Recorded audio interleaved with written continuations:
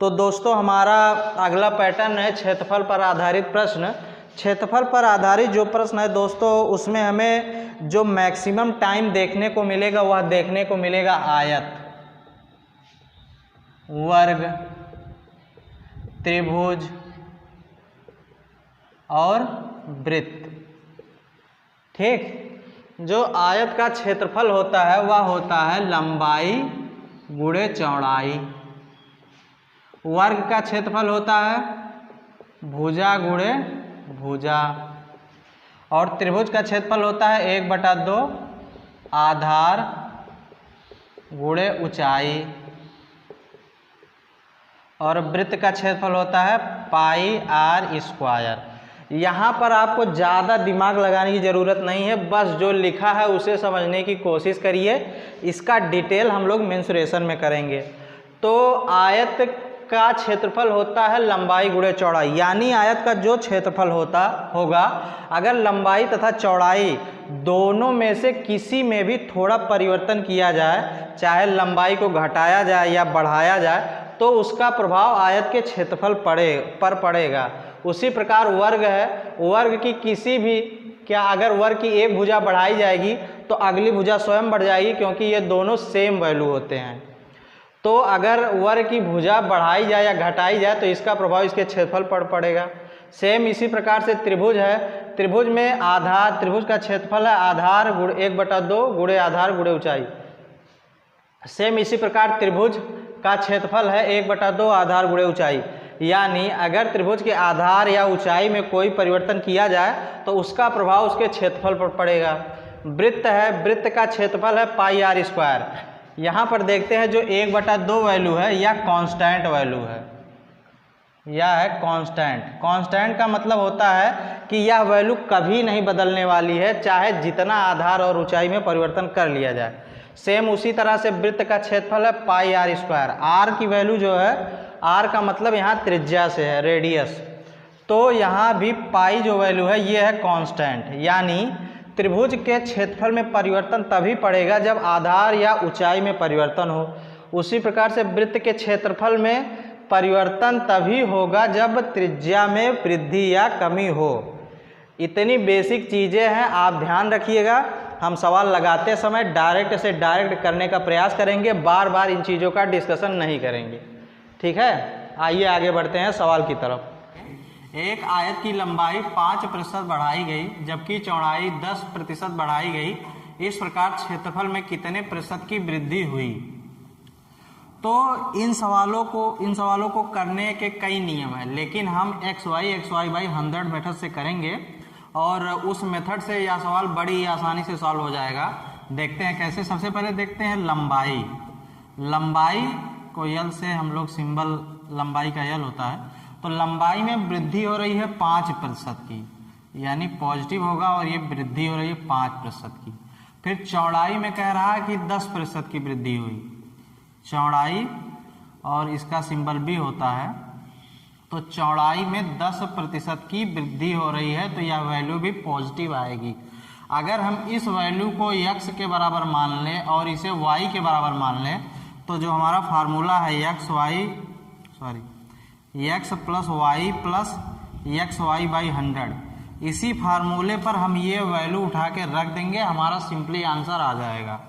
तो x की value है 5, y की वैल्यू है 10, 5 × 10/100, तो ये निकल के आएगा 15, धन 0 से 0 गया, ये 2, 1/2 यानी आधा, तो ये आ गया 15.5% की वृद्धि। ये वैल्यू पॉजिटिव आई है, यानी आयत के क्षेत्रफल में 15.5% की वृद्धि होगी। दोस्तों आइए बढ़ते हैं दूसरे सवाल की तरफ। जो हमारा दूसरा क्वेश्चन है, वो कह रहा है एक आयताकार खेत की लंबाई 20% बढ़ाई गई तथा चौड़ाई 10% घटा दी गई, उसके क्षेत्रफल में कितने प्रतिशत का परिवर्तन हुआ? तो कह रहा है कि खेत की लंबाई 20% बढ़ाई गई, यानी लंबाई 20% बढ़ाई गई, तो ये वृद्धि है इसलिए पॉजिटिव हो जाएगा, और चौड़ाई 10% घटा दी गई, यानी चौड़ाई निगेटिव हो जाएगी। अब इस वैल्यू को हम अपने सिंपली फार्मूले एक्स वाई बाई 100 पर रख देंगे और हमें प्रतिशत परिवर्तन निकल के आ जाएगा। तो रखते हैं तो 20 minus 10 plus 20 into minus 10 divide by 100, तो ये आएगा 10 और ये प्लस माइनस का गुणा यहाँ प्लस है, अगर कुछ ना लिखा रहे तो वहाँ प्लस होता है, तो प्लस माइनस का गुणा माइनस होगा और ये माइनस यहाँ आ जाएगा, माइनस ये 0 से ये 2 0 चला गया, ये 2, तो हमारा जो आंसर निकल के आया प्लस का 8%, यानी आयताकार खेत के क्षेत्रफल में 8% की वृद्धि होगी। दोस्तों आइए हम अपने क्वेश्चन नंबर 3 की तरफ बढ़ते हैं। कह रहा है एक वर्ग की भुजा 25% बढ़ा दी गई तो उसके क्षेत्रफल में कितने प्रतिशत की वृद्धि होगी या क्षेत्रफल कितने प्रतिशत से बढ़ जाएगा। तो जो वर्ग होता है, वर्ग का क्षेत्रफल होता है दोस्तों भुजा गुणे भुजा, यानी एक ही भुजा का 2 बार गुणा होता है।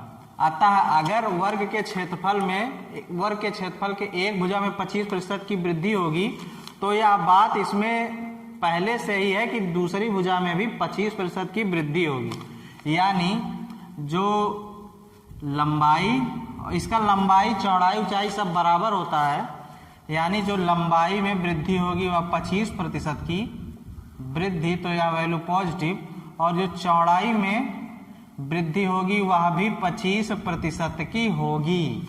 ठीक है, यहाँ ये बात ध्यान देने वाली है। तो जो हमारा x और y दोनों का वैल्यू है वो सेम हो जाएगा, अतः हम अपने उसी फार्मूले में इस वैल्यू को रखते हैं। तो 25 धन 25 इंटू 25/100, तो यह जाएगा 50 धन, ये 4 बार जाएगा, ये आएगा 6 सही 1/4, यानी 56 सही 1/4% की वृद्धि। यानी अगर वर्ग की भुजा 25% से बढ़ा दी जाए तो उसके क्षेत्रफल में 56 सही 1/4% की वृद्धि होगी। दोस्तों हमारा अगला क्वेश्चन है, किसी त्रिभुज के आधार में 25% की वृद्धि हुई तथा उसकी ऊंचाई में 10% की कमी की गई, इस प्रकार उसके क्षेत्रफल में कितने प्रतिशत का परिवर्तन हुआ। तो हमें देखना है कि त्रिभुज के क्षेत्रफल में कितने प्रतिशत का परिवर्तन हुआ। सबसे पहले समझते हैं कि त्रिभुज के क्षेत्रफल का फार्मूला क्या होता है। जो त्रिभुज का क्षेत्रफल, किसी एक सामान्य त्रिभुज के क्षेत्रफल का फार्मूला होता है 1/2 इंटू आधार इंटू ऊंचाई।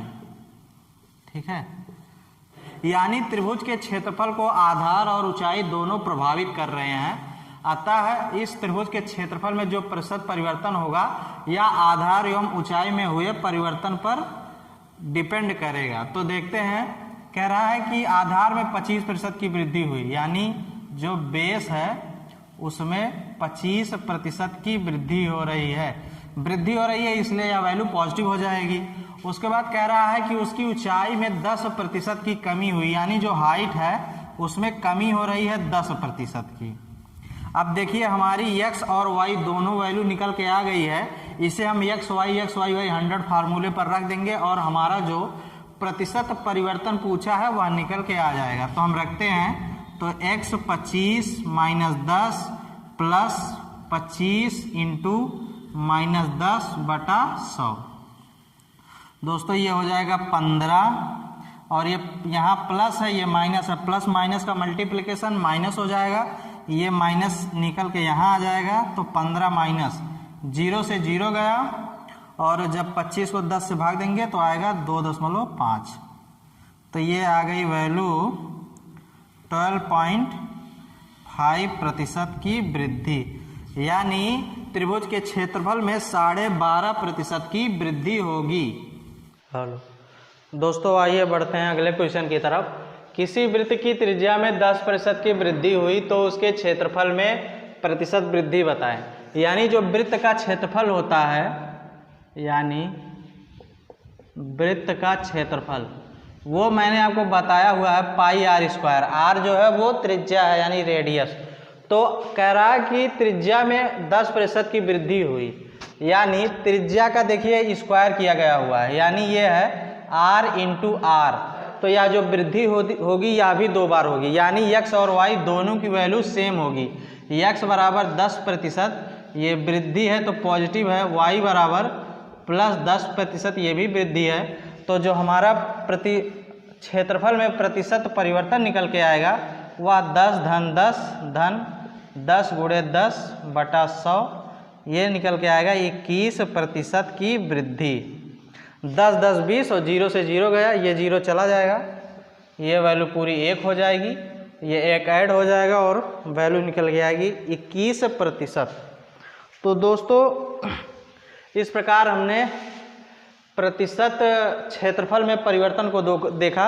आइए वृत्त से रिलेटेड एक थोड़ा सा कंसेप्चुअल है, बहुत थोड़ा, उसे भी देख लेते हैं, उसके बाद अपने अगले पैटर्न की तरफ बढ़ते हैं।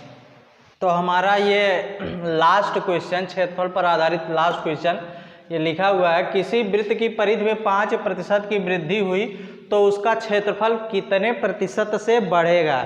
यानी अब की बार वृद्धि जो हो रही है वह परिधि में हो रही। तो दोस्तों मैं आपको एक चीज़ बताना चाहूँगा, जो वृत्त की परिधि होती है, परिधि, उसका फार्मूला होता है 2πr, यानी जो ये 2π वैल्यू है यह कांस्टेंट है और परिधि जो है ये पूर्णतया r पे डिपेंड है।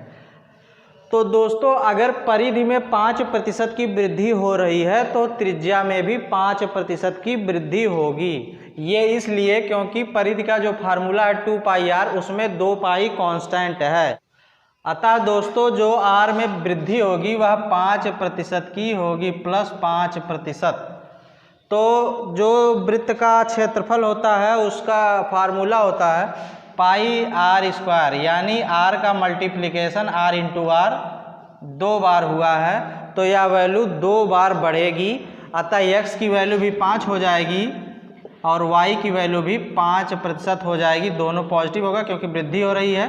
तो क्षेत्रफल में परिवर्तन ज्ञात करते हैं, 5 धन 5 धन 5 गुना 5 बटा 100, ये आ जाएगा 10 धन 25 बटा 100, यानी 0.25, यह वैल्यू आई 10